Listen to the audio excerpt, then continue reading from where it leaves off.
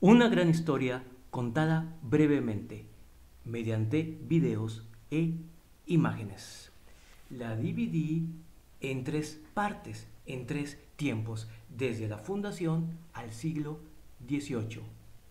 Segunda parte, siglo XIX, y tercera parte, el siglo XX.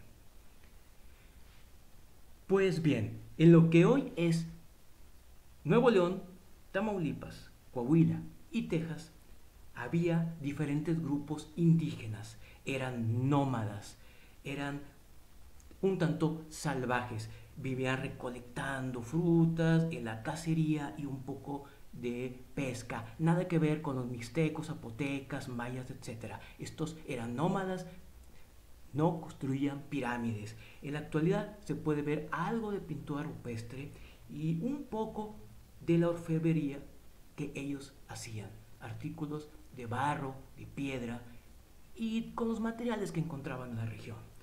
Pero bien, al Valle de Extremadura, que así lo llamaron los españoles primero, llegó Diego de Montemayor con 12 familias.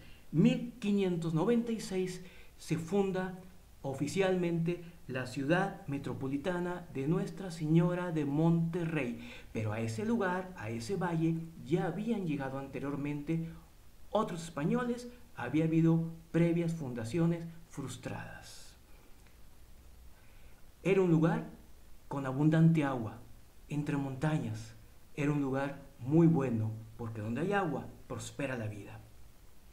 Y pues bien, en el noreste ya había varios poblados. Estaba Torreón, estaba Saltillo, algunos en Texas, etc. Y a lo largo de los caminos estaban los presidios, lugares muy austeros. Eran como pequeñas fortalezas, pues la guerra, los conflictos con los indios locales, pues eran bastante frecuentes.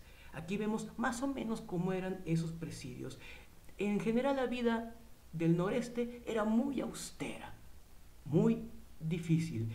Y llegó con los españoles la cultura del cristianismo a imponer esta religión.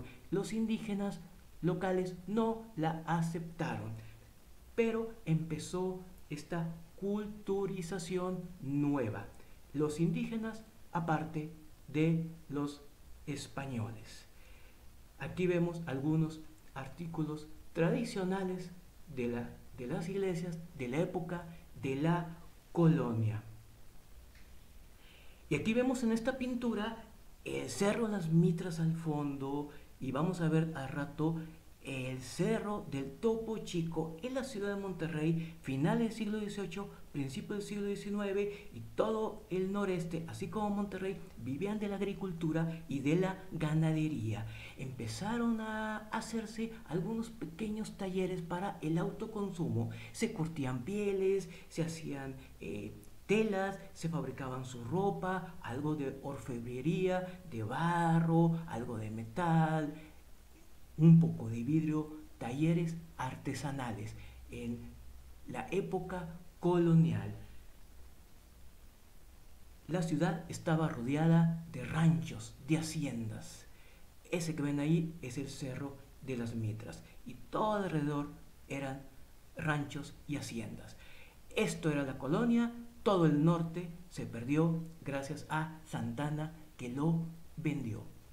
Aquí vemos un mapa de los más antiguos de Monterrey. Al sur el río Santa Catarina y al norte los ojos de agua de Santa Lucía. Final del siglo XIX se empieza a poblar el sur del río Santa Catarina, hoy conocido como Nuevo Repueblo. Y aquí vemos las haciendas que estaban rodeando la ciudad. Los nombres de esas haciendas hoy le dan nombre a las diferentes zonas de la ciudad. Era Monterrey y los poblados cercanos. Esos poblados cercanos ahora son parte del área metropolitana. Así era más o menos Monterrey en el siglo XIX. Casas y construcciones bajitas, austeras, con su plaza central y el Cerro del Obispado, un punto estratégico para vigilar a la ciudad con tanta invasión norteamericana. Pero llegó el ferrocarril y se hicieron construcciones como esta, de estilo inglés. estación del ferrocarril, hoy Casa de la Cultura. Y aquí vemos los ojos de agua de Santa Lucía, en el mismo lugar que está actualmente. Y pues bien, llega el siglo XX. Aquí vemos un mapa de los 30. Aquel pueblo se vuelve ciudad gracias a la industria. Industria que se puso gracias al ferrocarril. Aquí vemos la cervecería y la fundidora. Fue un auge industrial muy fuerte. Vemos el centro y la modernización del centro. Esa modernización también se marcó con la construcción de edificios de baja altura, pero edificios al fin y al cabo. El antiguo Palacio Federal, y vemos también el condominio Acero. Pues bien, la ciudad empezó a crecer. Crece, se expande alrededor y hacia las industrias, y las vías del tren también marcaron su desarrollo. Con tantas inundaciones, se canalizó el río Santa Catarina hace más de 70 años.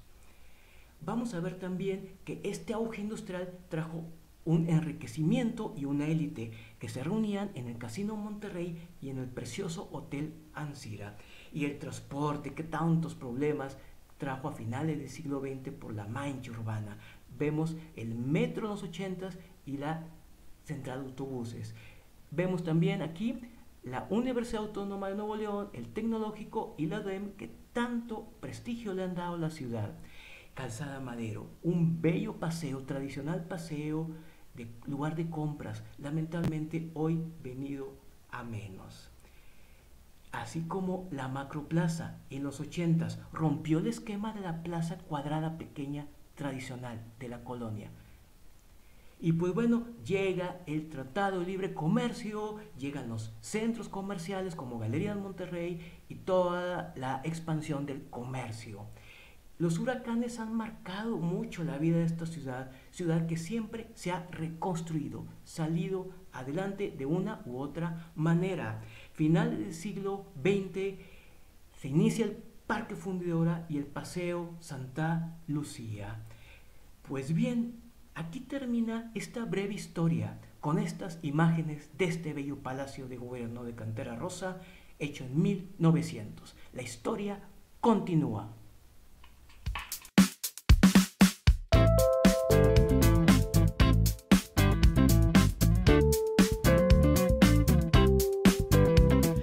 Y ya sabes lo que puedes hacer: dar like, suscribirte y comentar. Te lo agradeceré mucho.